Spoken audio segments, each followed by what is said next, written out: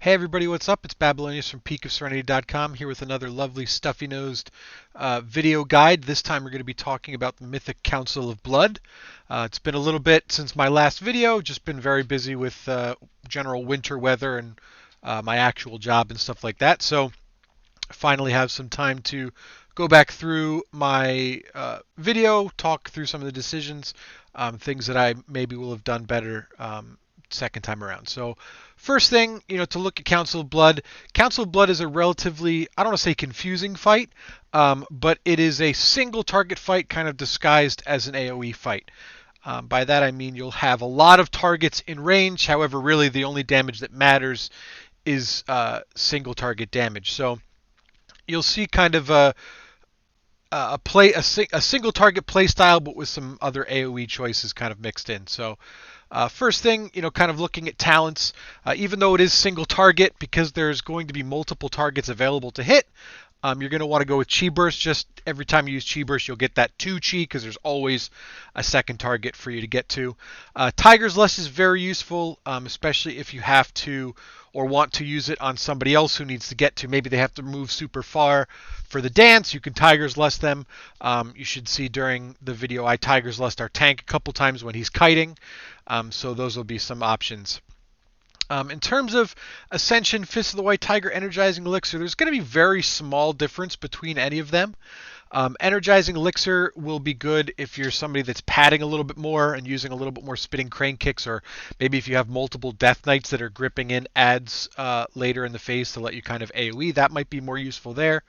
Ascension also is reasonably useful because you have the long downtime between phases, and you can use Expel Harm to keep your Chi going. You can actually start each of those phases with 6 Chi and full energy. So because of the 3 very long downtime periods on the fight, Ascension's actually a very reasonable option.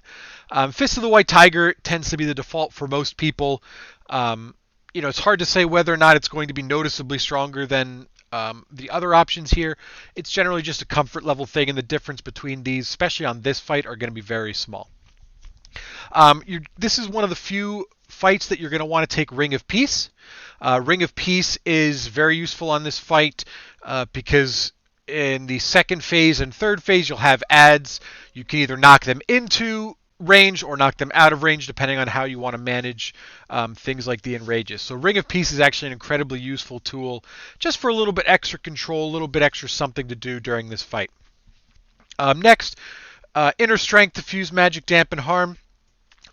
There's not a ton of difference here either way. There is a reasonable amount of magic damage, so I'd recommend, kind of defaulting with Diffuse Magic. You will be kind of burning through Chi a lot as you keep going, so you shouldn't have any problem keeping up Inner Strength if you wanted to do that. And then certainly there are kind of bigger hits that would fit a little bit more for Dampen Harm, but generally there's more magic damage kind of floating around in various forms, and certainly when you start talking about the jumps and stuff like that, which I'll mention, Diffuse Magic tends to just kind of work out the best for that. Even though it's really the damage is single target, and single target is more important, you're going to want to go with Dance of Chi-Ji. You're going to be able to maintain a high level of Mark of the Crane stacks throughout this fight, which just improves the abilities of Dance of Chi-Ji, even though it's really hit combo is slightly better in single target. Dance of Chi-Ji, you'll have enough targets and stuff that you'll definitely want to use that over anything else. And then lastly, of course, Whirling Dragon Punch is going to be your go-to in all situations anyway. So, all right, let's get down into it. This is a little bit of a longer fight. So I'll talk through a little bit. On pull, most people, especially on Mythic, you're going to be attacking Baroness Freida. You want to kind of burn through her as quickly as possible. So you'll see, one of the things that I started to do early on, and then kind of just decided to do away with it, but I personally decided not to micromanage my Mark of the Crane stacks. I found during progression it was just something that was just extra distracting. There's kind of a lot going on in this fight, and I didn't feel like I needed the extra distraction. So what you'll see, the Dutiful Attendant will pop up. This first one gets like roasted down by ranged. But Dutiful Attendant is one that when it's up, you want to switch to it immediately. It's one of the few targets that you can try and get kind of a full uh, touch of death off on of. It's very difficult to do so because generally they die super quick, but it just gives you a little bit of an option. So you'll notice that even though I do have multiple targets, multiple stacks of Mark of the Crane, I'm not using Spinning Crane Kick outside of Dance of Chi-Ji. And really that's just because you're looking at that single target damage, and there's no point that Spinning Crane Kick is a single target used spell outside of Dance of Chi-Ji. So you'll see we get the Dark Recital, Dance Around. I didn't get it this time, the first time, so we're good. I was part of the Interrupt rotation, so my Interrupt will be coming up here shortly. And you'll see that, kind of works pretty well for that. Windwalker's relatively good at that. What you'll see at some point we'll get the Dancing Fever stacks, and that's generally when I advise saving a cooldown for. And using it as such, we're going to get Dance Macabre here. As you see, I get super far back, so I toss down a Transcendence. Really, Windwalker has enough movement that you're not going to have any difficulty getting there. But keeping up a Transcendence doesn't hurt.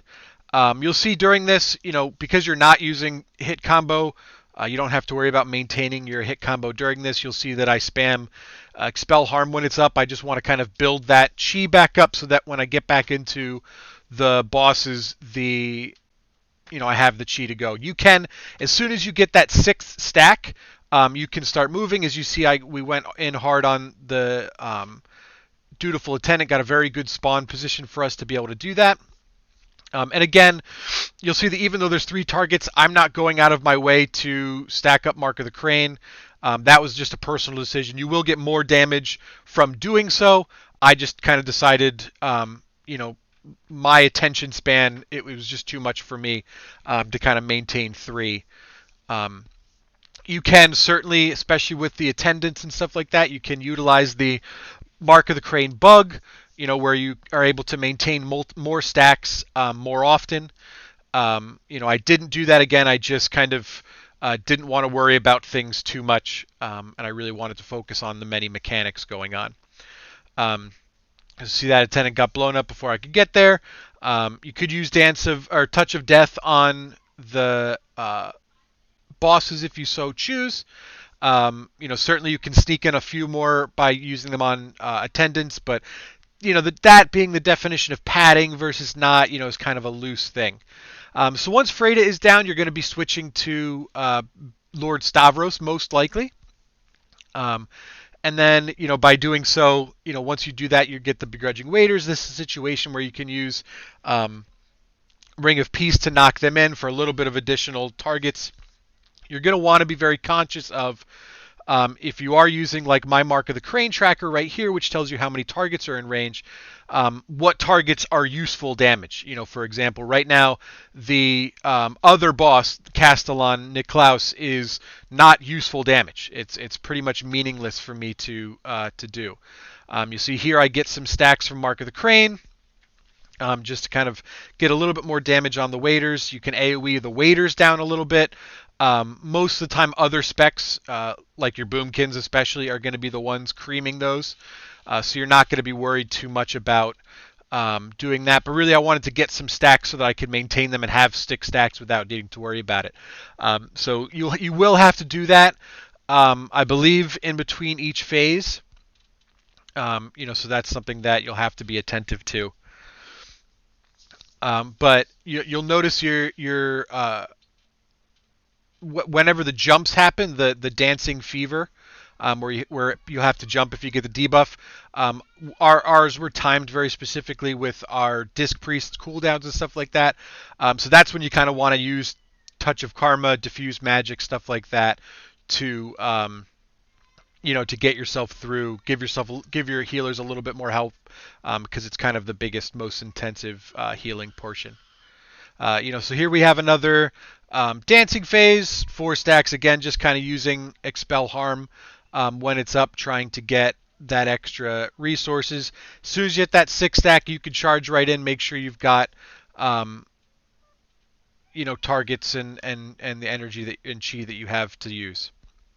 So here again, my cooldowns are up. Cooldown timing is going to be a very difficult thing to kind of dictate to people. It's hard to tell really when your cooldowns are going to be up. There were sometimes we had when we got into our Bloodlust phase, which is on Niklaus, where my cooldowns came up halfway through Bloodlust, which was more or less okay. Sometimes they kind of came up at the end of Bloodlust. So some pulls I just kind of erred on the side of using them on cooldown. Other pulls kind of saved it for more intensive burst phases.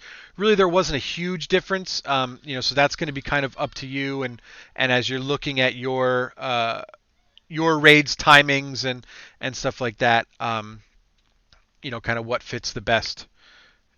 So again, really, the dutiful attendant, I could have tried to get a touch of death off on that. Gets you a little bit more touch of death damage, a little bit more often in the fight, but I didn't. It's very hard to do so. They die very quickly.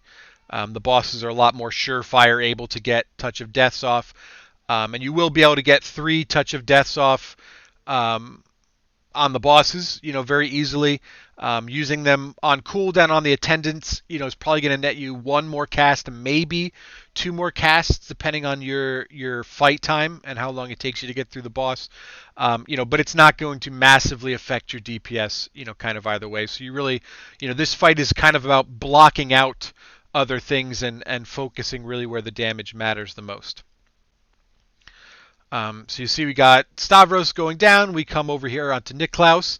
So I don't have my cooldowns up yet. I have 10 seconds here as our Bloodlust. So I'll use my cooldowns once we're into it a little bit. The problem with doing so, and you run into, if you hit 50% when you still have your cooldowns up, that's obviously less than ideal. I wanted to wait until after that knockdown came out. Here's my cooldowns. You can AoE a little bit more freely here. Because there's no bosses that will get healed up. Kind of any target in range, you can AoE. This is where there's a lot more AoE padding that is okay. As well as, the big thing is you want to make sure that you have every time an ad dies, the boss or any other ads around them get buffed. They go berserk, enraged. So you really want to make sure that you're watching that you have target soothing and tranking and all that stuff. But here is really where you can get away with more AoE damage, but really the single target is what's going to still be most important for us. So here I got, we timed things really well so that would come down right at that time. You want to try and get as much damage into these stone guards as possible. Ideally, you have both of them down. I couldn't quite reach them for my abilities a couple times here. If you want to parse, you really have to get really lucky with their positioning. And I certainly wasn't super lucky in that regard. So, this is really all about your ranged and stuff, kind of doing what they can. Certainly you can get super lucky, but really, you end up blowing these guys up pretty quick, and our timings for that were really very flawless on this kill. So, you'll see that I'll get another use of my cooldowns before the end of the fight. So again, it's really this fight, again, like I said, it's all about blocking out other things. So, and paying very close attention to what you need to do. Not getting distracted by all of the ads, not getting distracted by padding AoE, stuff like that, and really trying to focus very heavily on putting the damage where it needs to go, when it needs to go there. So here again, I'll have my, kind of last big cooldown phase. Probably could have waited a little bit until after that just to not lose some uptime. Certainly could have utilized Transcendence there, which I didn't because I'm exceptionally bad at it, to the point that I've added a weak aura to my weak auras, not to my kit, but just to my weak auras themselves, not my full weak aura group, just to kind of spur myself to use Transcendence a little bit more often in a fight and keep it down, like I'm supposed to. So, really kind of the final burn. Our final kill was very smooth. We get down that last attendant, blah blah blah, kill the fight. But yeah, so really it's a very fun enjoyable fight. I really didn't like it when we first started to progress, but as it went on, and we kind of started to handle the mechanics a little bit more, the fight was a little bit more enjoyable, although not a ton. Certainly when it's on farm and, if you're given free range to just AoE your butt off, you're going to see a lot higher parses and a lot higher damage than people who are progressing where you really want to focus on single target. But yeah, so like I said, really the biggest thing about Mythic Council of Blood is focusing the damage where it needs to go, when it needs to go there. So try not to let yourself get distracted by wanting to see more damage on details and stuff like that. Understand what targets need to die when they need to die. So that's it. Hopefully you enjoyed this video. Hopefully you found it a little bit informative. If you'd like to support me, you could do so through Patreon or PayPal. I get a lot of comments about audio quality or video quality. Feel free to support me to help out with that. I don't really have much else besides, what can you expect for free content. Not a lot of money to be made in Windwalker video guides. So certainly money that does come from that will go into, improving the video quality, audio quality, stuff like that. But,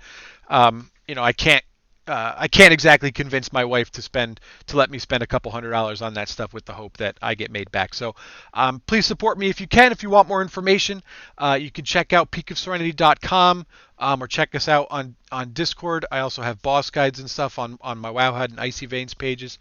You can make sure to like and subscribe. You can comment below. Let me know what other videos you want me to do. There's a couple kind of on the list, on the docket for stuff I want to work on. So hopefully there should be more over the next couple days and more to check out. So till next time, have a good night, morning, afternoon, whatever it is, wherever you are.